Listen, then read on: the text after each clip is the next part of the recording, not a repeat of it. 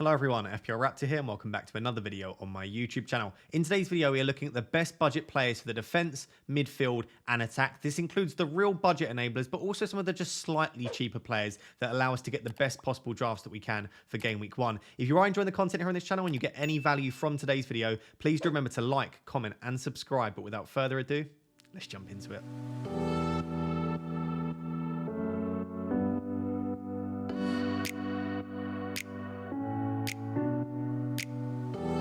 So guys, all of the data in today's video comes from Fantasy Football Hub, and throughout the season we will be using the data from Fantasy Football Hub too. If you want to get access to all of the stuff that I have access to in these videos, you can do so for as little as £3 per month. They're currently offering 50% off if you use the first link in the description. Obviously it supports me, but I do also genuinely believe that it will help you up your game in FPL too.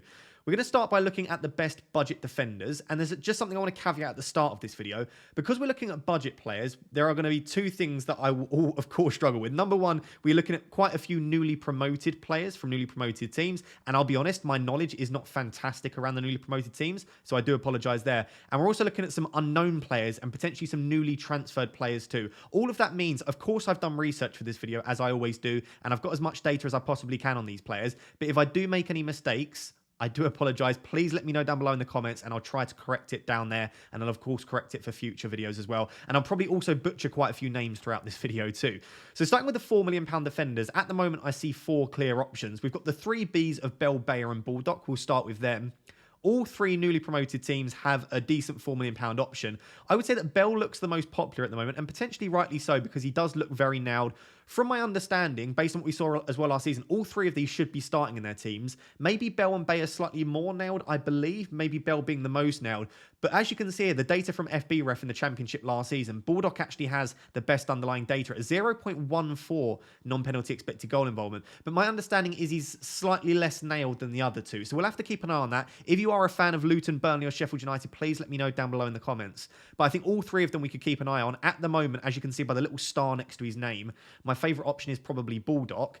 I've also put Gusto here. I think I've said that could be Gusto, which is the £4 million Chelsea wingback / fullback. Obviously, Reece James is already having issues apparently in pre-season. It looked like he could potentially have to have surgery. It doesn't look like he'll need it at the moment. But let's be honest, Reece James has suffered a lot with injuries. A potentially smart play, if you don't think you'll need a Chelsea triple up, is to just start with Gusto in your team. Because there is a very strong chance that Reece James gets injured. And if he does, he could be the backup that comes in for Reece James.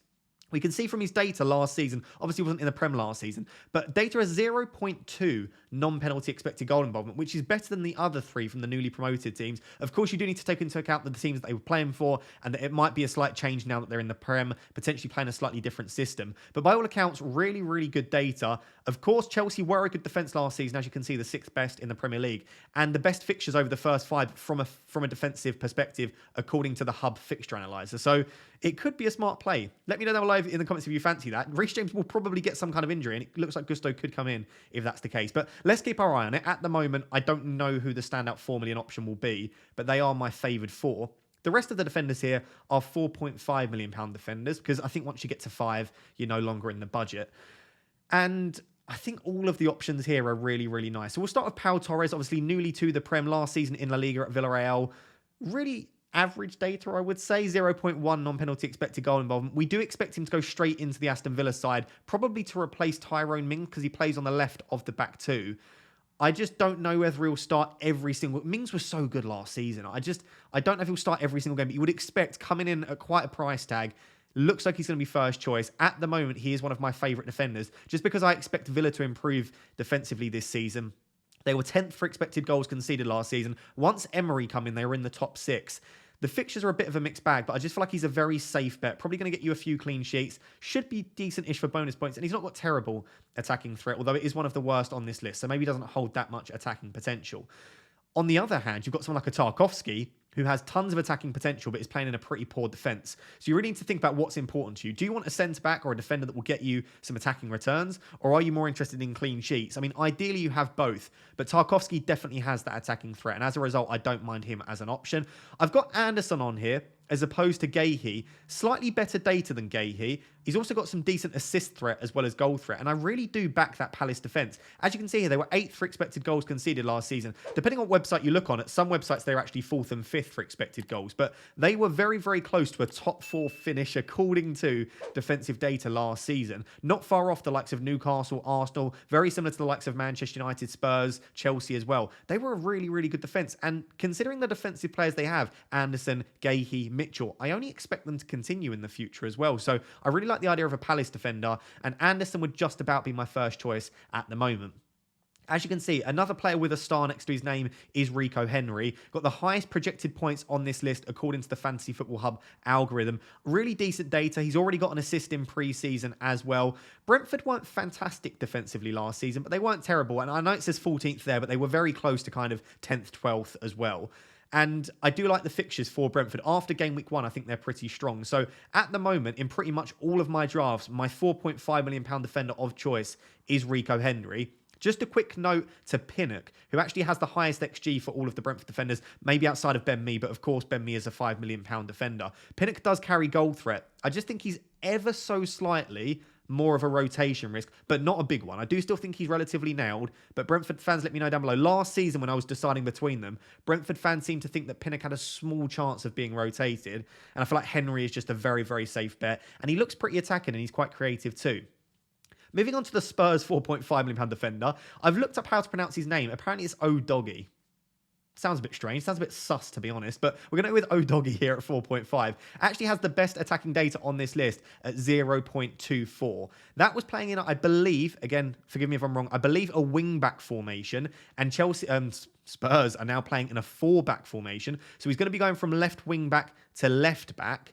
And that will be a change in a similar way to how we think Pedro Porro might lose some attacking threat going from right back to right wing back to right back. But I do feel like he's a good option, and I still expect him to be fairly attacking. We know Spurs weren't too bad last season defensively. They were the 7th best defence in the Premier League. A lot of people gave Chelsea and Spurs stick, but the defensive numbers weren't bad. It was just they were struggling to come together as a team and actually fulfil their potential. But I like him as an option.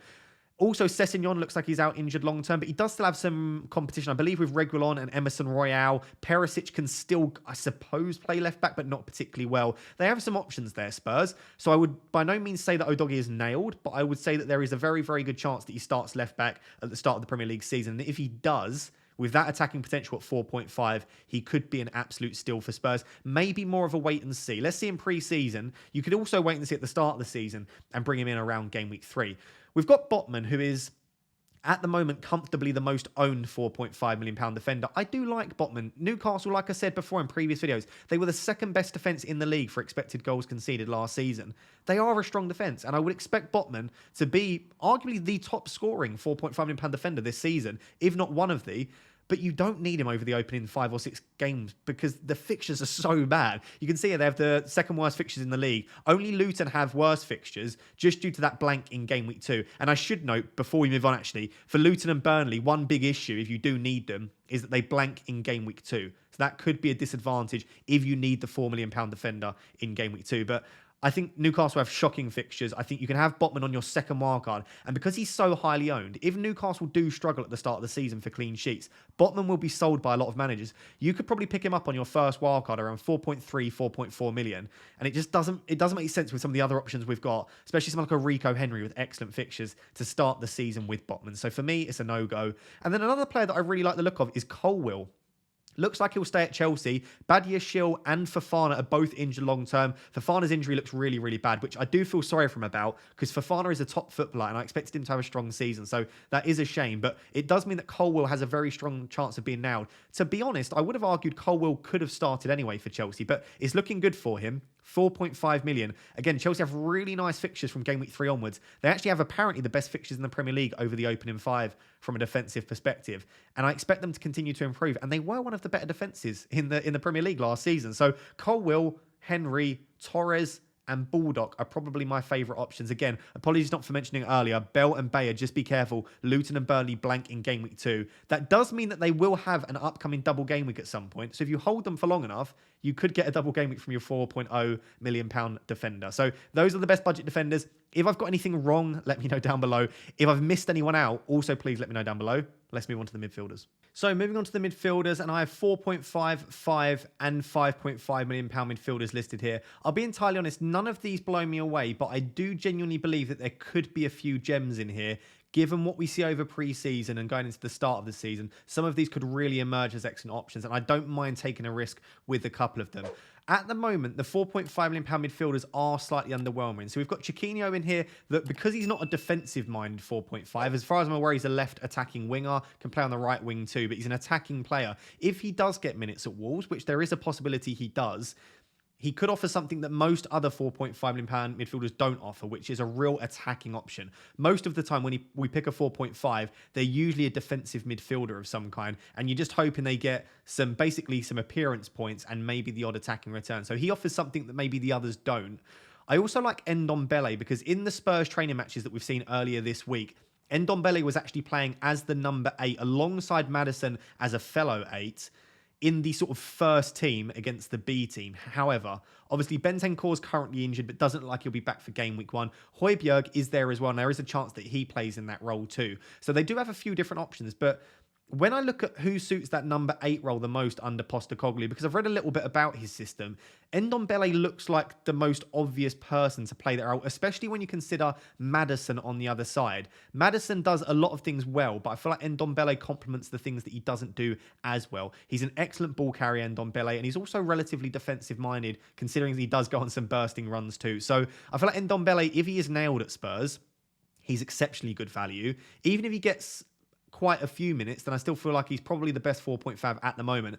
At the time of me recording this, there are rumours that Nakamba could be off to Luton, and they look pretty strong as well. So that's Nakamba of Villa off to Luton. He would be almost definitely nailed at Luton at 4.5. So there we may have a really decent nailed 4.5 million pound midfielder, but Nakamba's not going to be getting you tons of points. He is really there to get you appearance points. I would be very shocked if he gets you many attacking returns. So I still feel like one of Ndombele, Chiquinho, or maybe someone else that pops up could be a slightly more exciting option. When we look at the 5s, again, I'm not blown away by the 5 million pound midfielders. We've got Justin Kluivert, who I think is a really nice option at Bournemouth and currently my favourite by some distance, just because, as you can see here, he's actually got the second best attacking data on this list from the league last season. Now, of course, that wasn't in the Premier League again. We don't know how he'll operate in this Bournemouth team, but I would expect him to get some pretty decent minutes. And at 5 million, he could offer, in a similar to what I said with Chiquinho, he could offer quite an attacking player for 5. You're not getting a defensive-minded player here. He should, hopefully, if Bournemouth can attack better than what we saw last season, get some decent attacking returns. So at the moment, he is my favourite 5 million pound midfielder. And then we've got two other options. The first is Hudson-Odoi.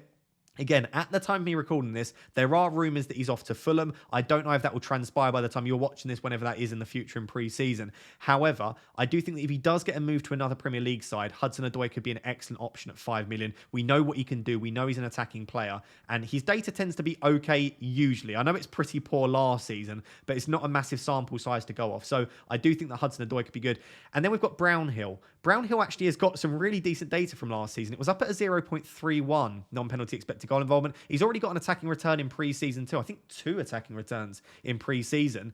And he scored a relative amount of goals, considering he's playing a slightly deeper role than potentially some of the other options like a Kluivert. I don't mind the idea of Brownhill. He does blank in game week 2, which creates a slight issue if you need him in game week 2. But if it's just a bench option, he could do well. And in a similar way, for 5.5 million, I don't mind Benson. Slightly better data at 0.49 non-penalty expected goal involvement. Let me know down below, Burnley fans, is Benson completely nailed? Because if he has, I like the look of the numbers here. Of course, these were in the Championship, but looks like a slightly more attacking player than Brownhill. We'll have to see how they get on in pre-season, but both Benson and Brownhill, if you don't need them in game week 2, could be a nice option. The rest of the players on this list, McNeil, Andreas and Ciso, Sharda and Madueke, are all 5.5 million pound. McNeil is got the highest projected points on this list here at 19.6. Okay data. He's just a very safe option because you know he's going to get good minutes. He's on some set pieces too, and he puts up consistently okay data, and he doesn't tend to fluctuate too much from that. So I do think he'll tick along with the odd assist, maybe the odd goal too. And with the fixtures that Everton have, maybe going slightly under the radar. Let me know what you think down below in the comments. Have you considered any Everton attackers? We've then got Andreas Pereira, who arguably is going under the radar more than any player on this list because he's got really decent data. Again, about the same as McNeil. Not mind-blowing, but he's on a lot of set pieces. And in the absence of Mitrovic, if Mitrovic does indeed move away from Fulham, Andreas Pereira should be on penalties. And I would argue even if Mitrovic stays at Fulham, Andreas Pereira probably should still be on penalties too. So the addition of penalties to pretty good data for a nailed player in a team that did attack fairly well last season. You can see here, the attacking rank of the team in their expected goals, they were 12th best in the Premier League. I really, really don't mind that as an option. I feel like maybe going slightly under the radar, just because he's not a fun, new, exciting pick, and because we all owned him last season at £4.5 million, I really don't mind Andreas Pereira. I do think we get onto three of the better options at the bottom here, though, within Cesar, Kevin Schade, and Madueke. Enciso is comfortably the best budget midfielder if he gets minutes, but I'm worried that he won't. I'm going to try to name now all of the Brighton attackers, and I'll probably miss one. Welbeck, Ferguson, Undav, Buonanotte, March, Matoma, João Pedro, Enciso, maybe Pascal Gross if he can play the 10. I've probably missed one there, but I've at least named 9 attackers in that Brighton team. Yes, the first choice may well be Ferguson, March, Matoma, and Enciso. But with European football this season, and even at the start of the season with so many players trying to get minutes, I would not be surprised to see Enciso averaging 50 to 60 minutes over the opening 4 or 5. So just for that reason, whilst I love his data, I'm finding it difficult to pick Enciso at the moment. And I genuinely do believe that João Pedro, their star signing, they've spent quite a lot of money on him. He has been signed to play that second striker role, which is exactly where Enciso's going to play, right in behind the likes of Undav, Welbeck or Ferguson. So for that reason, I just can't quite consider him at the moment. Then we've got Kevin Schade. Apologies if I'm mispronouncing it. I think it's German, so Schade. I think that's correct.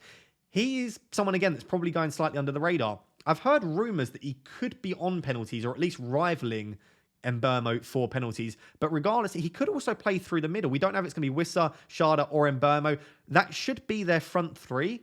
And I feel like so many people are talking about £6.5 million Mbeumo or £6 million Wissa up top. And no one's really talking about Schade here. So I don't mind it. 0.41 non-penalty expected goal involvement per 90 last season. By all accounts, if you need a cheap midfielder, I don't think he's 100% now, but he should be starting for Brentford. Again, correct me down below if I'm wrong. I like him as an option at 5.5. Probably one of my favourite options. Just again, maybe not as exciting as some of the other ones. Just to finish off, maybe a spicy pick here. We spoke about him in the differentials in the cheap midfielders section video, and also in the differentials video we spoke about him a bit too. And that is Madueke at 5.5. Not the best data last season, but Chelsea don't have any other right-wing options really at the moment. Looks like they will be signing another right-winger, but I do think Madueke will still be first choice. Yes, Sterling can play out there, but I feel like he's the most obvious right-wing option that they have at the moment. And I'm expecting a pretty decent season for him. And again, Chelsea have the best fixtures in the league from an attacking perspective over the opening 5. So those are all of the options there. Like I said, Ndombele, my favourite 4.5 at the moment, but that could end up being Nakamba. I like Cliver at 5 and at 5.5. And Enciso if he gets minutes. Madueke is a cheeky pick. And I guess it's like a safer pick. I do still like the likes of Andreas and Schade too. I'm not going to spend as long on the forwards for a few reasons. Number one, I don't know a lot about the players that I've got on this list. I've done my research, of course. I would never turn up to a video without having done that. But I still don't know a massive amount. And also, I just feel like a lot of people are going to go for Gabriel Jesus Haaland and just stick a 4.5 in there. But I do still feel like it's worth discussing because it may well be worth spending an extra 0.5 or 1 million to get a slightly better third striker, just have a slightly stronger bench. And a lot of people maybe don't want Gabriel Jesus. Maybe you're playing on a 4-5-1. And if you're playing in a 4-5-1, I would almost definitely suggest that you do pay a little bit extra, just have a slightly better second striker, just in case Haaland doesn't feature. At least you have someone coming off the bench. So at 4.5, Balogun is by far and away going to be the best option. As you can see here, if he gets a move away from Arsenal, that is, of course. That's why I haven't got anything for his attacking rank from a team and the fixture difficulty for a team, because I would only consider him if he moves away from Arsenal to another Premier League team. And if he does, he's going to be owned by absolutely everyone. His data last season in the League Arm was absolutely ridiculous. 0.74 non-penalty expected goal involvement. So by all accounts, he will be your best option.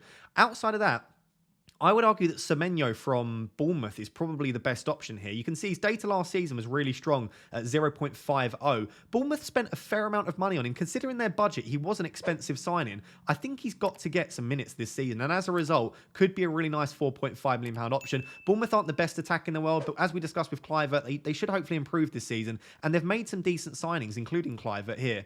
And I feel like they will do slightly best this season. Maybe even Solanke is a player that's going slightly under the radar at a slightly more expensive price point. But I do like Semenyo. I don't expect him to start every week by any means at the moment, but I do feel like he could be probably the best of the 4.5. You've also got McAtee and Ojo here as well. I don't know enough about them. I just think they're two options that could see some minutes this season. In addition to McAtee, we've got Adebayo and Morris. I believe, as far as I know, both Adebayo and Morris are expected to start for Luton. Adebayo, slightly more chance for rotation risk. Morris should be fairly nailed. And again, as far as I understand, having not watched much of Luton at all, Morris should be on penalties too, which is probably why he has the highest projected points on this list for game weeks 1 to 5. And he also had pretty good data last season at 0.52 non-penalty expected goal involvement according to FB Ref. So I do really like Morris. Morris is probably my favourite striker on this list. Even though he's 5.5, it may well be worth spending the extra money on him. Of course, the issue that you've got is he blanks in game week 2. Like I said, Burnley and Luton now blank, but that does mean if they have their double game week arranged, if they have that fixture arranged early on, they could have a double game week. Ben Crellin over on Twitter has said there is a 50% chance that that is rearranged for game week 7. If that's the case, a double game week in game week 7 with Morris in your team, you could be looking in a really good spot. So I don't mind it as long as you're not reliant on having him in game week 2. Outside of that, we've got Kalajdzic. I think I probably butchered the name there. I think it's Kalajdzic of Wolves. Could have a decent season. Didn't play enough minutes last season to have any sort of data there, really. But if he gets some okay minutes at 5, you think he could be a decent option? I don't mind picking him. We've got Ndiaye from Sheffield United as well. 0.48 non-penalty expected goal involvement. Could be a decent option at 5.5. Edouard, if he can nail down a spot ahead of the likes of Mateta, then of course he could be a decent option. Crystal Palace suffering with a few injuries. Also having the likes of Zaha could be leaving too. I just feel like there's a lot up in the air at the moment at Crystal Palace, and maybe there are slightly better options as a result. So, and then João Pedro, I should say, to finish as well. If we think Enciso's a decent option, I guess João Pedro is by definition as well, because he'll be playing a similar role to Enciso. You've just got to decide there who you think will start. And also, one player that I did miss out in the middle there is Vinicius. If Mitrovic does leave and they don't sign a replacement, there's a very good chance that £5 million Vinicius could be starting up top for Fulham. So there are lots of options that could emerge over the next few weeks before game week 1. For now, I would advise, especially with the forwards, but for all of the budget options, don't stress too much. I think hopefully this video was useful and it gave you some information around the sort of players that you might want to be considering. But I wouldn't be going out and saying, right, this is definitely going to be the budget player, because we really do need to see over pre-season who gets the most minutes. Maybe, for example, I don't know, Bournemouth sign like 2 other attackers and all of a sudden Semenyo doesn't look as good. Or maybe we get news that Morris isn't on penalties and then all of a sudden he's not as great of an option. So anything can happen over pre-season and in the press conferences before game week 1. But at the moment, if you're looking for a cheap option, Balogun, if he moves away from Arsenal. Semenyo is another 4.5. I don't mind Adebayo and Kalajdzic, and then probably Morris at 5.5, just due to the penalties. So guys, there you have it. That is my budget gems, budget enablers, best bargain players video, where I went through some of the cheapest options in defence, midfield and attack that might allow us to just fill those final few places in our squad. I did quite a lot of research for this video and the graphics took a while too, so if you do appreciate all of that and you like these slightly in-depth videos, please do drop a like and make sure to subscribe as well. It is completely free to do, but it massively supports me. Until next time, thank you very much for watching. Cheers. Bye-bye.